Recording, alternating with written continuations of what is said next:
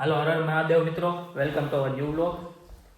આજે હું ઓફિસે હતો ત્યારે આજે વહેલા ઘરે આવી ગયો છું ને ફ્રેશ થઈ ગયો છું. આજે હું તમને આજનું અહીંનું વેધર બતાવું. તમે વેધર જોઈ શકો, ઘડીક તડકો, ઘડીક વરસાદ, ઘડીક સ્નો. અત્યારે ઘડીક તડકો નીકળો છે. જુઓ નાના છોકરા અત્યારે રમવા આવ્યા છે.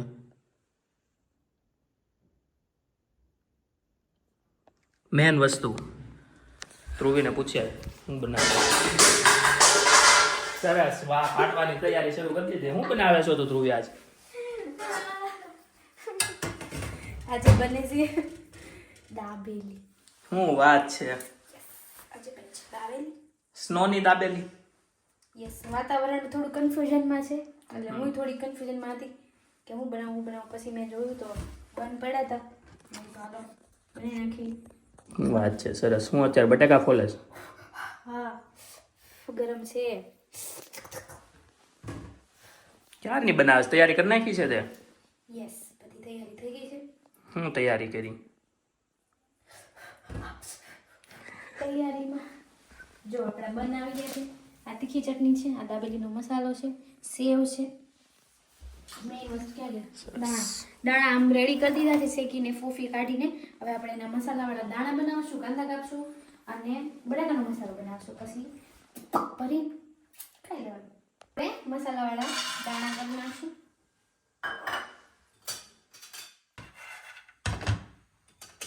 એમાં બેસિક મસાલા, મરચું, ધાણા જીરું,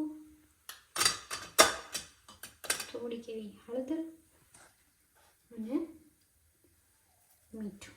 વાહ વાહ.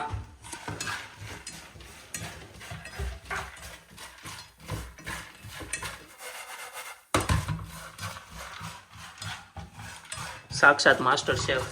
હા, ને એવું ભાઈ પછી બધા કોમેન્ટમાં લખશે આમ ન હોય તી.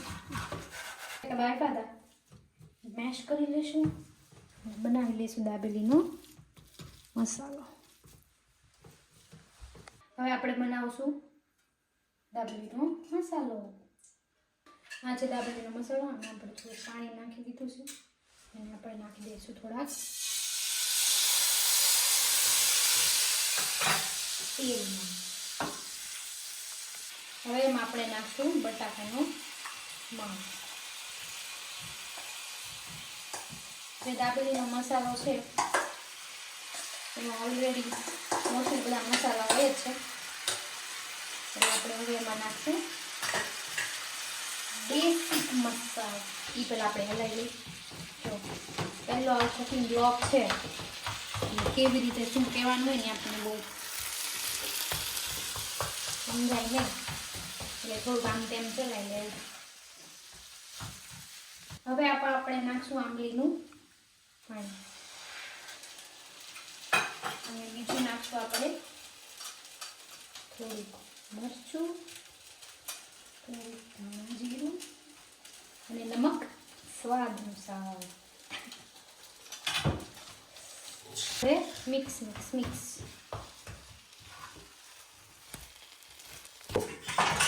હવે આપણે નાખશું લાસ્ટલી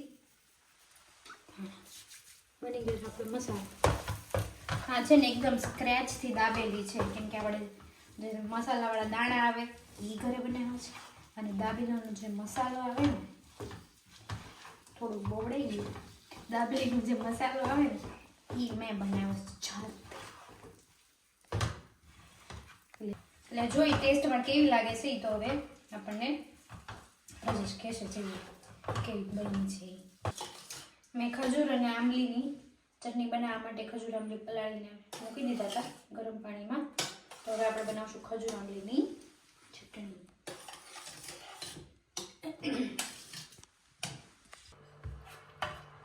આંબલીની ચટણી ઓલમોસ્ટ રેડી થઈ ગઈ છે અને આપણે થોડી ગરમ થઈ જાય એટલે પછી ઉતારી લઈશું. પછી ઉપરથી ધાણા નાખી દઈશું થોડાક એવા અને આંબલીની ચટણી રેડી. અને હવે આપણે બધા જ ઇન્ગ્રીડિયન્ટ્સ તૈયાર થઈ ગયા છે ઓલમોસ્ટ. અને હવે આપણે ભરશું દાબેલી.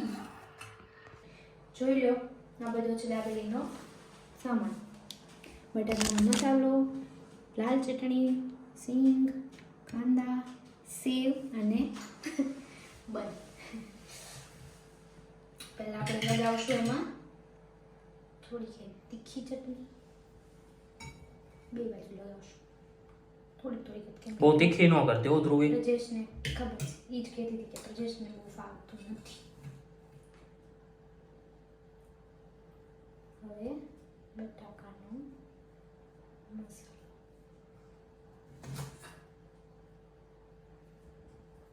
અહીંયાના બન છે. અહીંયા દાબેલીના પાઉં તો મળતા નથી એટલે આપણે બર્ગર બનથી કામ ચલાવશું. આવા આવે હામબર્ગર બન્સ કરીને આવે છે.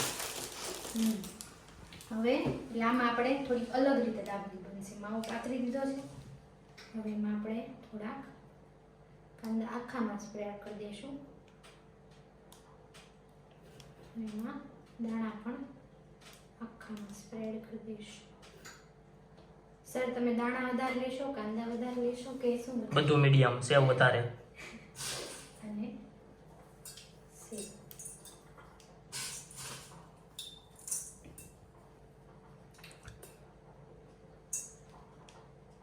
આપણી થઈ ગઈ છે દાબેલી રેડી. હવે આપણે આને ખાલી પેનમાં બટરમાં બંને બાજુ રોસ્ટ કરી દઈશું. એવી રીતે આપણે બધા જ બન ભરી લઈએ અને પછી રોસ્ટ કરી લઈએ. દાબેલી બધી બની ગઈ છે. હવે આપણે એને કરશું રોસ્ટ. પેનમાં થોડું તેલ અને ઘી મિક્સ કરીને નાખ્યું છે. હવે આપણે મૂકી દઈશું આપણી દાબેલી. આપણી દાબેલી બંને બાજુથી શેકાઈ ગઈ છે. હવે આપણે ખાશું આને આંબલીની ચટણી સાથે. ચટણી તો દે. આપણે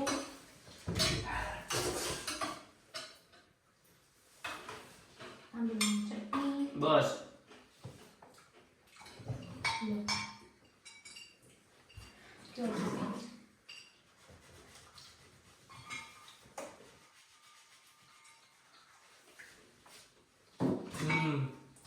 મસ્ત. એક નંબર, ખરેખર જોરદાર વિડીયો.